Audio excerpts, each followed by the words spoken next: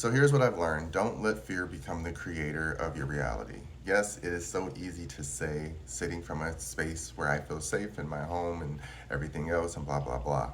I want people to really start recognizing their spiritual energy that is attached to emotion. When you understand that spiritual energy is simply the outside world trying to communicate to you, we are antenna, we are spiritual beings, we are meant to receive messages. We're not always going to know how to interpret them, which is why our emotional state of being has to be a place that we are allowing to create without it being stuck in fear. Fear is not something that has to be innately bad. Fear is an indicator that something is not right. That's why we have to know how to trust it. Think of a cave. You can walk up into a cave that's completely dark. It is unknown to you. You've never experienced it. You're never going to know what's in there unless you go. It can be the last day on this earth, or it can be the most amazing experience you've ever had. That is a choice of having a free will decision to just say, I'm going to have a leap of faith. But also, if you are an expert hiker or an expert outdoors person and you understand that based on that type of cave and based on this angle and this and that, that's probably not the best idea because you might get stuck. That's logic, right? That is where you allow those two worlds to marry together. Because logically, you can come up on a space that looks similar, but if you go in deep enough that you say, I feel safe enough to use the wisdom that I've gained through my physical avatar and experience, then I can walk into that emotional world a lot more confident, which is where the fear goes away. You're still going to be afraid because you don't know what's going to happen. But if you trust your ability to use what you've learned on this earth to walk into spaces with your confidence, then it's much easier to accommodate yourself in situations that you're not used to doing. I have learned that in my own space of emotional doing, I have not allowed myself the space to physically apply it to life, right? It is really easy to talk about what we feel and talk about what we think. But when we actually go and make it applicable in the physical world, it changes you, it changes things, and your outlook has to become dualistic. Polarity comes from a place of only emotionally doing what you want based on how you've been taught to act, and the things that you get back from the receptors you learn as a kid on how to receive. What does that look like? Kids can't speak right away.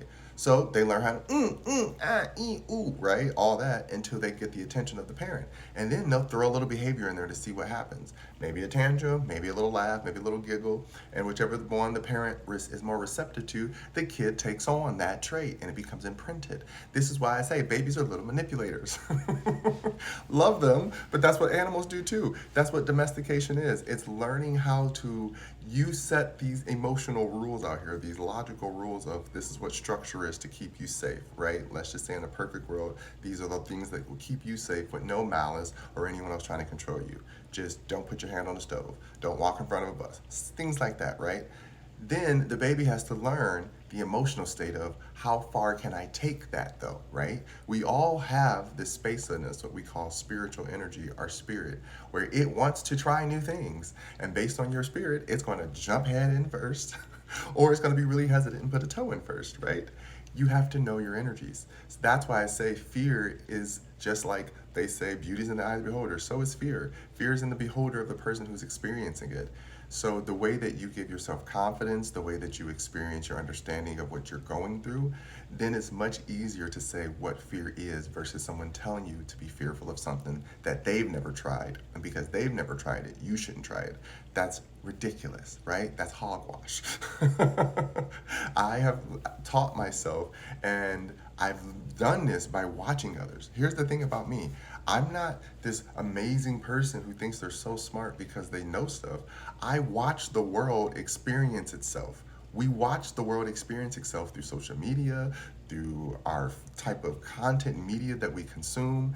And then when we do that, we're taking on someone else's thoughts. Remember, some other human being sat down and designed this, produced this, wrote this, created this, which takes us into a world that they created. And then the characters and the happenstance that happens are the emotions that they're trying to describe through personalities, right?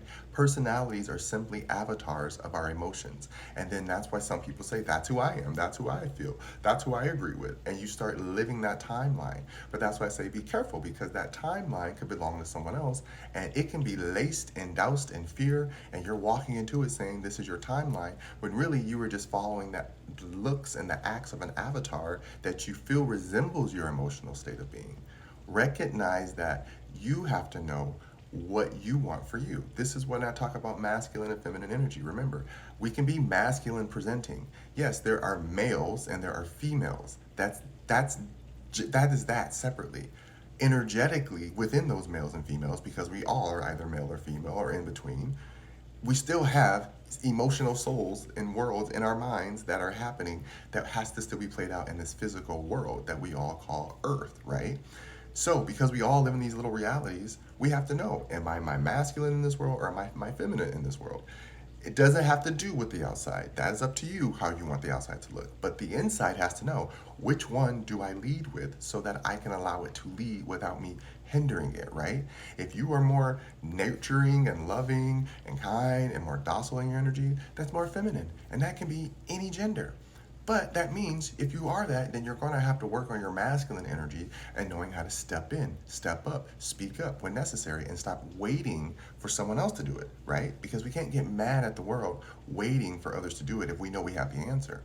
That's why you always have that whole like the geek and the dork, right? Or the geek and the jock, because it's like, oh well, I'm muscle and brawn, and this one's like, oh well, I'm brain and all of this. It's like, but they always try to make the one who's a brainiac scrawny and this and that and that. Like, they can either be both. You can have a masculine who's tiny and scrawny and a big old softy who ain't ever gonna fight nobody. But they're smart and they can get you through it. That's why I tell people, don't let the frame fool you. You have to know who you are so that you can step into this world and create something that no one else has seen before. Energetically, that's what it's about. The universe already knows what the hard, callous masculine is and the overflowing, overgiving, watery feminine is. And then we've learned how to go into the middle and diverge them so that they work together, to bridge them together. This makes more solidity. This makes it more solid, right? This is how we get to things that we want. We take something really hard, we mix with something really soft like water, break it down, mix it up, and then we let it re-solidify, or we have to cure it or cook it or whatever we do, whatever process we choose to use to make it a solid or a malleable thing that we can work with.